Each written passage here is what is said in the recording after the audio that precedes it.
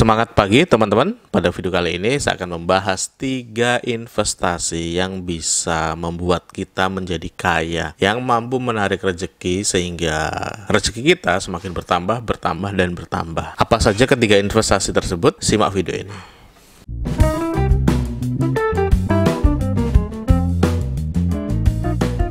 Jadi ceritanya sekitar 6 bulan ini, setengah tahun ini, saya mempelajari tentang literasi keuangan. Dari mulai perencanaannya, penggunaannya, bahkan sampai mengalokasikan beberapa dari bagian keuangan saya itu ke instrumen investasi. Dalam belajar saya terbiasa langsung praktek, jadi selama sekitar 6 bulan ini saya langsung mencoba untuk mengalokasikan sekian dari pendapatan saya ke beberapa instrumen investasi. Mulai dari obligasi, suku dan ori, saya main di sana. Terus masuk ke reksadana, ada reksadana pasar uang, reksadana saham, reksadana pendapatan tetap dan sebagainya. Dan juga terakhir saya mulai masuk ke pasar saham, jual beli saham atau trading. Hasilnya alhamdulillah semua hijau, semua bertumbuh. Namun pada video kali ini saya nggak akan mengulas tentang investasi yang itu. Mungkin lain kesempatan di lain video saya akan mengulasnya bagaimana cara menjadi seorang investor pemula di bidang itu ya. Namun bukan sekarang, karena saya pikir saya perlu mencobanya lagi, saya perlu mendalaminya lagi. Nah, pada kesempatan video kali ini saya akan mengulas tentang 3 investasi lain di luar investasi instrumen keuangan. Namun sebelum saya melanjutkan video kali ini, bagi teman-teman yang baru datang ke channel ini, saya informasikan channel ini berisikan tentang tips bisnis, inspirasi bisnis, maupun tutorial seputar bisnis. Jika teman-teman tertarik dengan tema-tema tersebut, silakan klik tombol subscribe-nya ada di bawah sini.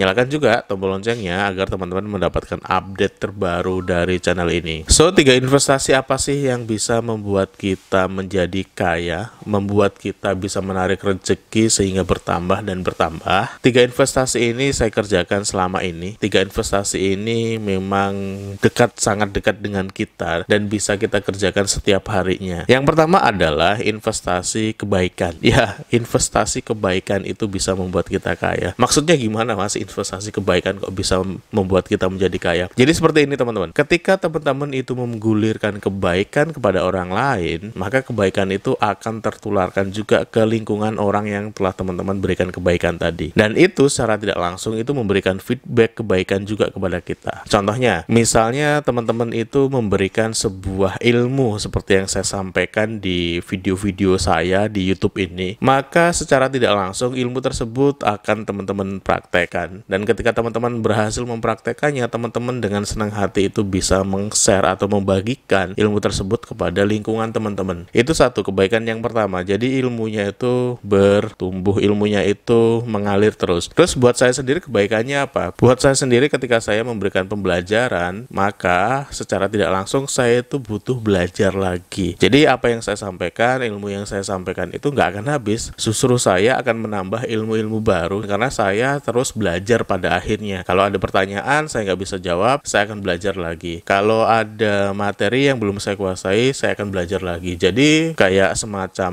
gelas, ketika saya tuang, maka gelas itu akan menjadi kosong dan kesempatan kosong itu akan saya tuangkan air lagi yang lain kayak gitu. Jadi ilmunya selalu bertumbuh. Terus hubungannya dengan kaya seperti apa? Teman-teman bisa mengerjakan kebaikan yang lain. Contohnya teman-teman punya sebagian rezeki yang teman-teman sumbangkan kepada orang-orang yang butuh kayak gitu. Maka orang-orang yang butuh itu nanti pasti akan berdoa bahwasanya panjang umur, murah rezeki dan sebagainya. Nah, doa-doa mereka itulah yang pada akhirnya itu membuat kita mampu menarik rezeki yang lain, yang mampu menarik pekerjaan-pekerjaan atau proyek yang lain paling tidak. Nah, dalam kitab suci kita, agama apapun saya pikir mengajarkan bahwasanya ketika teman-teman itu bersedekah, maka akan dilipat gandakan rezeki teman-teman. Nah, itu secara tidak langsung sudah dijamin oleh Yang Maha Kuasa. Secara ilmu sebetulnya, secara pengetahuan itu bisa dipelajari juga. Ketika teman-teman itu memberikan sesuatu ke orang lain, terutama itu adalah harta atau uang gitu ya, maka secara tidak langsung sebetulnya teman-teman itu mengkondisikan diri sebagai orang yang mampu. Coba perhatikan, ketika teman-teman itu memberikan sesuatu kepada orang yang kurang mampu, pasti teman-teman di bawah tak sadarnya berpikir berpikir bahwa teman-teman itu mampu, bahwa teman-teman itu berguna, bahwa teman-teman itu merasa kayak, oh saya bisa ngasih ya, oh saya seneng ya ketika bisa ngasih seseorang duit kayak gitu. Nah itu ketika teman-teman kerjakan berulang, maka secara tidak langsung teman-teman itu mengkondisikan diri bahwasanya teman-teman itu berada dalam zona kaya, berada dalam zona orang yang mampu. Nah ketika itu dijaga terus-menerus, secara tidak langsung teman-teman itu akan menarik energi alam, akan menarik sumber-sumber pendapatan baru, akan menarik kekayaan-kekayaan yang baru. Nah itu secara ilmu dasar ya, secara ilmu yang bisa dipelajari sebetulnya. Kalau teman-teman mau belajar soal ini, ada bukunya namanya The Secret, teman-teman baca saja di buku itu. Nah paling tidak saya ingin menggarisbawahi bahwasanya ketika teman-teman itu berbagi kebaikan, apapun itu akan berbalik ke kita, akan memberikan impact kebaikan pula ke kita. Maka dari itu teman-teman investasilah kebaikan di setiap saat, investasilah hal-hal yang membuat orang lain itu menjadi baik, maka insya Allah kebaikan itu akan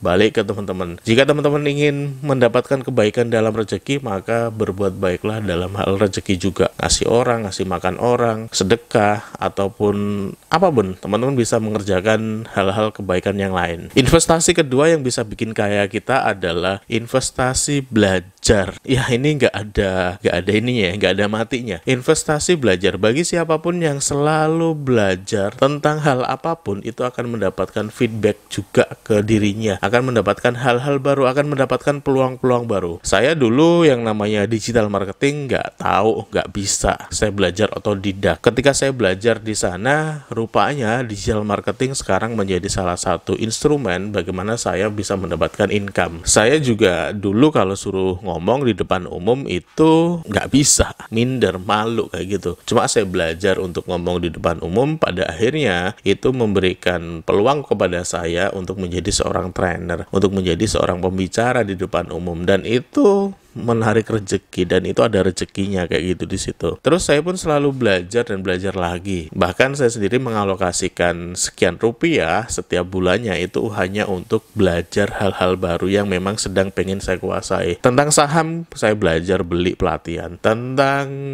literasi keuangan saya juga belajar beli pelatihan di sana, dan saya menginvestasikan uang saya untuk selalu belajar. Bisa pelatihan, bisa beli buku, tergantung teman-teman aware-nya di mana, tergantung teman-teman nyamannya di mana. Nah, teman-teman bisa mengalokasikan sebagian pendapatan teman-teman untuk terus berinvestasi di hal belajar. Itu nggak akan ada habisnya. Ilmu ketika teman-teman semakin pelajari itu semakin kurang. Ilmu ketika teman-teman semakin pelajari, semakin bisa mengaplikasikannya, maka teman-teman bisa menarik sumber-sumber rezeki yang lain. Dan itulah kenapa saya bilang investasi belajar itu bisa membuat kita kaya. Nah, investasi terakhir atau ketiga adalah investasi berbakti kepada orang tua kita. Iya, investasi berbakti kepada orang tua kita itu bisa mengantarkan, bisa menarik rezeki kita itu jauh lebih gede. Kalau nggak percaya silakan teman-teman buktikan. Berbaktilah kepada orang tua dengan cara apa? Berbakti dengan kebaikan, berbakti dengan, kalau punya rezeki ya berbakti dengan rezeki, atau kalau teman-teman memang belum siap dengan rezeki ya tidak perlu juga dengan rezeki kayak gitu. Pada dasarnya orang tua itu akan senang ketika melihat anaknya senang. Teman-teman bisa berbakti dengan cara yang lain. Saya pernah punya pengalaman seperti ini. Suatu ketika saya berada di titik paling rendah kayak gitu, ekonomi lagi drop-dropnya kayak gitu. Nah, suatu ketika kebetulan ibu saya itu sudah lama meninggal ketika saya di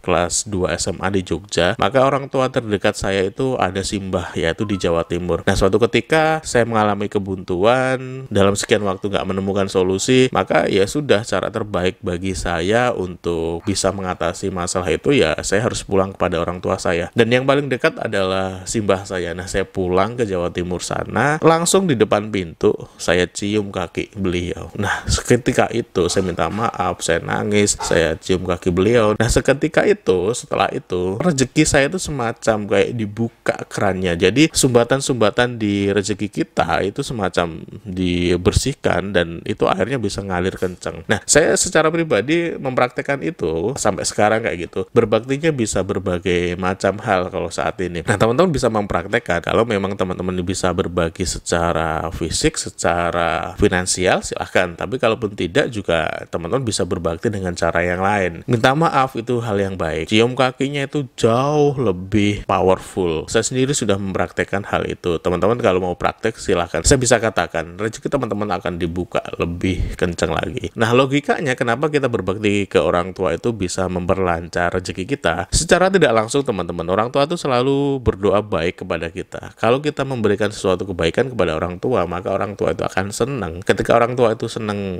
hatinya senang, maka doanya pun juga akan lebih baik lagi. Bahkan saya punya teman yang dia ini selalu memberikan sebagian rezekinya ke orang tua pada saat dia nggak ada. Maksud saya saat dia ekonominya juga nggak baik-baik amat, tapi dia selalu mengalokasikan itu untuk orang tuanya. Kenapa? Ya agar memang ketika dia memberikan something kepada orang tuanya, maka orang tuanya senang. Nah, ketika senang, maka doanya pun juga baik kepada anak-anaknya. Nah, kondisi itu selalu dia coba jaga, walaupun sebetulnya kadangkala orang tuanya juga tahu bahwasanya si anak tersebut juga nggak punya uang. Tapi karena untuk menjaga perasaan si anak, menjaga senang, menjaga kebahagiaan si anak, maka si orang tua pun tetap menerima. Dengan sisi lain, si orang tua pasti akan selalu mendoakan si anak tersebut. Nah, itu teman-teman bisa jaga hal-hal yang kayak gitu. Berbaktilah kepada orang tua, baiklah kepada orang tua. Maka rezeki teman-teman akan dibuka, maka rezeki teman-teman saya yakin pasti lebih baik lagi. Saya yakin pasti lebih banyak lagi. Nah, itu tadi teman-teman 3 investasi yang bisa teman-teman kerjakan dan bisa membuat teman-teman itu menjadi kaya. Yang pertama, investasi kebaikan, berbuatlah baik, maka teman-teman akan mendapatkan juga kebaikan kepada diri teman-teman. Yang kedua, investasi belajar. Belajarlah ilmu-ilmu yang memang teman-teman mau kuasai, maka dari ilmu tersebut teman-teman bisa mendapatkan peluang untuk mendapatkan income dari sana. Yang ketiga, investasi berbakti kepada orang tua. Berbaktilah, berbaiklah kepada orang tua, berbaktilah kepada orang tua. Maka doa dari setiap orang tua kita itu akan mengantarkan kita mencapai apa yang kita inginkan. Oke teman-teman, selamat mempraktekannya. 3 investasi yang saya bilang bisa menambah kita menjadi lebih kaya lagi. Praktekan pelan-pelan, insya Allah worth it, insya Allah bekerja.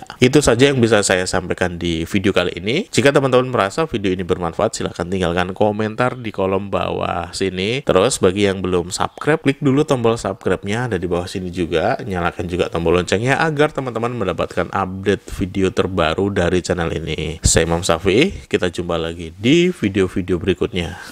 Bye-bye.